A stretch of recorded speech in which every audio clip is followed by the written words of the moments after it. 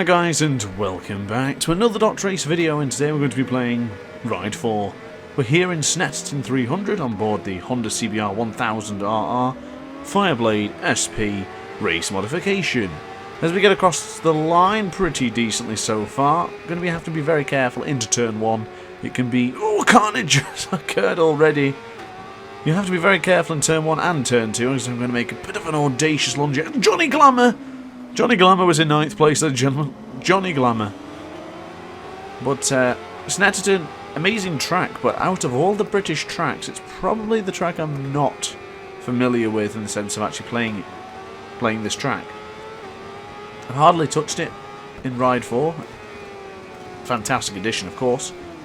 British tracks, you know me, I'm probably extremely biased at this point, but I love European, British tracks. Best sort of tracks possible, I swear. But we have made a phenomenal start. We're up into 4th place after qualifying at the back of the grid. Of course, always the back of the grid to make things a little bit more interesting. It's just too easy otherwise. I'm rocking the brand new DrAce helmet as well. For those who follow me on Instagram, you would have seen it already. And I don't believe I've done a video with the new helmet yet. I think this is the first time we'll be showing it. I hope I pan the camera around at some point so I can show you. But we have Denise Gluck leading the way.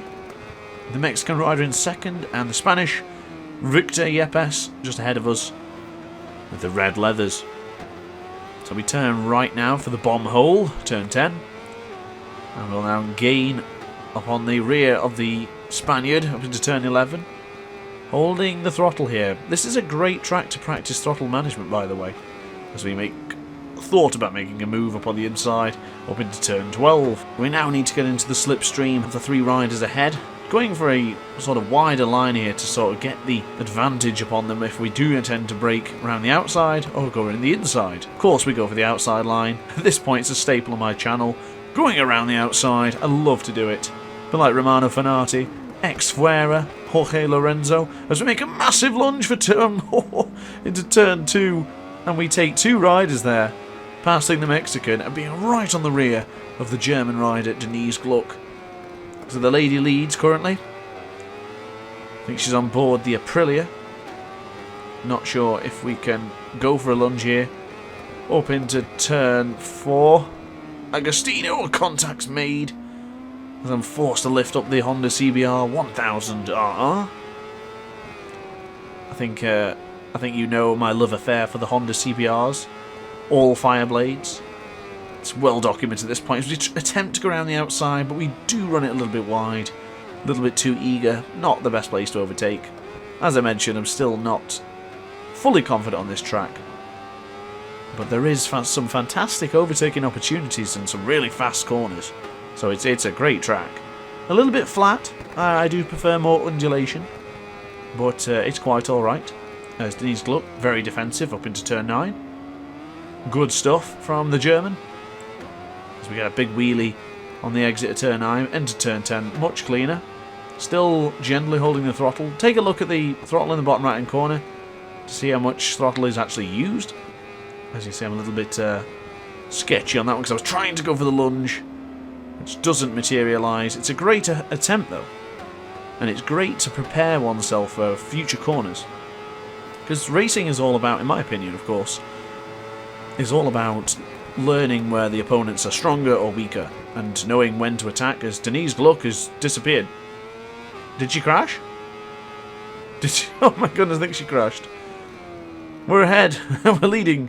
But what I was going to say about overtaking, it's always imperative to figure out where you are stronger or weaker before making an overtake, because I know myself, especially the last corner in Allerton Park, I always feel like I'm stronger than the opponent, but when I go for the brakes, I usually end up colliding with them. So it's best to get a good feel before you actually go for that lunge. Same as Phillip Island's Lukey Heights. You have to take your time. Really, really calculate where you're going to overtake first before you even make a lunge. Because there's no do-overs in bike racing. You make one mistake and usually that's your race gone. Speaking of mistakes, turn 6 into Oggies, we do make a huge boob. We go across the track. But turn 7, we are back ahead, 2.5 seconds. Did notice with this Honda it is extremely fast, so the gap is dropping there, but just by opening the throttle, it's increased back over to 2.5 tenths of a second, just like that.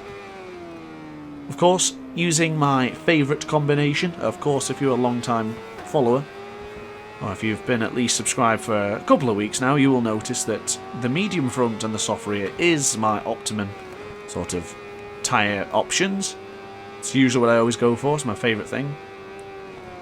So you are probably noticing that this track is getting rather dark. It's approaching 7 PM here in Snetterton. And as you can see, we've been hit with the light glitch once again. And it's so annoying.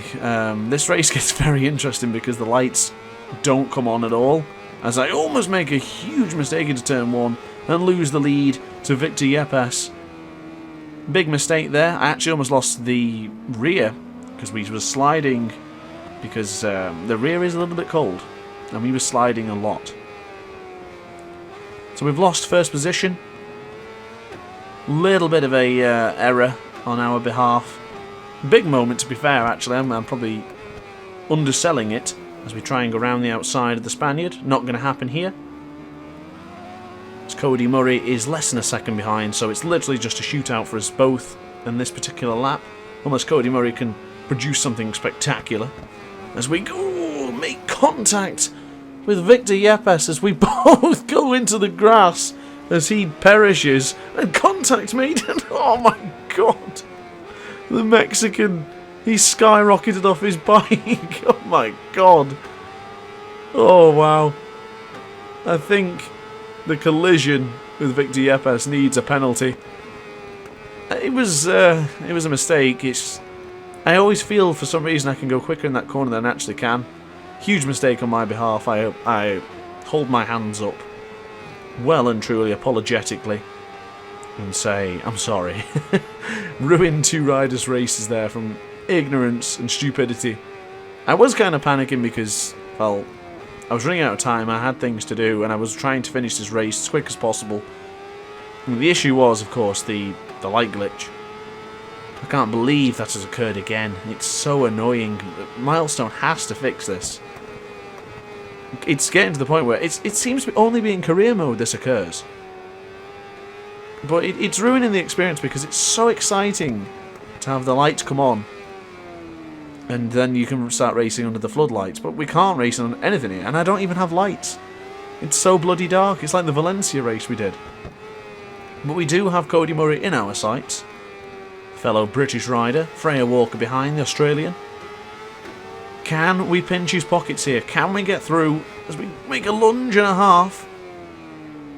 As we've now taken the lead, picked his pockets, well and truly, kicked the bank doors open and spat in the security guard's face. We are through and we are leading this Grand Prix. But 5 tenths of a second is not much of a gap considering how much I'm going to lose while trying to focus on this sort of manic situation that we have now with no lights. Again, as I said last time, I don't know whether this depicts the actual darkness as much as the darkness I have on my screen. But I think at some point in this video, I had to either pause the game or I had to literally get my mouse and click off the other screen because I had a white background on a screen and it was blinding me because I was concentrating so much on this track, this dark. Well, I can only see the bike at this point and just a bit of surrounding and rumble strips. And this other monitor that is directly glaring at my face is just too bright as we make a huge mistake into turn 12. So I think it might have been here actually. I was just holding the controller with one hand, fully accelerating and then quickly trying to click off the screen on the mouse. But look how slow I go into turn 1. I'm losing so much time as Cody Murray almost loses the rear himself there. Can the Kawasaki get ahead? He does. But for how long can we get the cutback? There's Freya Walker's behind as well. Contact made. Oh, cones everywhere. Ladies and gentlemen, this is a race. With 16% on the rear tyre, as you can see, I am going so slow now. I've completely lost the confidence. I can't focus. Johnny Glamour! Johnny Glamour in second place, ladies and gentlemen. Johnny Glamour. Get me a Johnny Glamour down in the comment section below, please. I tell you what, I was playing a video game the other day, and I couldn't think of a name. And I just scoffed at the thought of calling him Johnny Glamour. It had to be done. Johnny Glamour, ladies and gentlemen. I don't know why that tickles me so much. Johnny Glamour. If any of my viewers are actually called Johnny Glamour, I am deeply sorry. I mean to take the mick out of one's name. So, I'm in a goodly mood now. Oh, anyway, so turn 9. Nelson once again. As I try and compose oneself. But I do believe, I think it's this corner here, I hold the throttle extremely well. That is pure throttle control. Look at that. So good. That's what you need to do for those sort of corners, because we can't accelerate too much and we can't accelerate too less because we won't make the corners properly. Holding the analog, holding the trigger in just the half position is simply enough. Ah, yes, okay, that might have been the mouse moment. Also, I have a very dodgy controller sometimes. It's my Rose Gold DualShock 4. For some strange reason, it drifts on the right analog stick if you touch it. I don't know why. Okay, I was using this one for this particular video. Could see the stewards put the cones back after a Honda CBR displaced them. So as you can see, this track is very dark now. I can't see anything. I don't know how I'm thinking back now, actually. I don't even know how I did this race. That's ridiculous. We're 1.8 seconds slower. And if you recall last time, back to the Valencia DLC endurance race, Christian Barrios almost caught us up at the final corner. Is history going to repeat itself? Is Victor Yepes, who somehow managed to get back onto second after crashing here in turn 6 just 3 laps ago, has an opportunity to steal one here?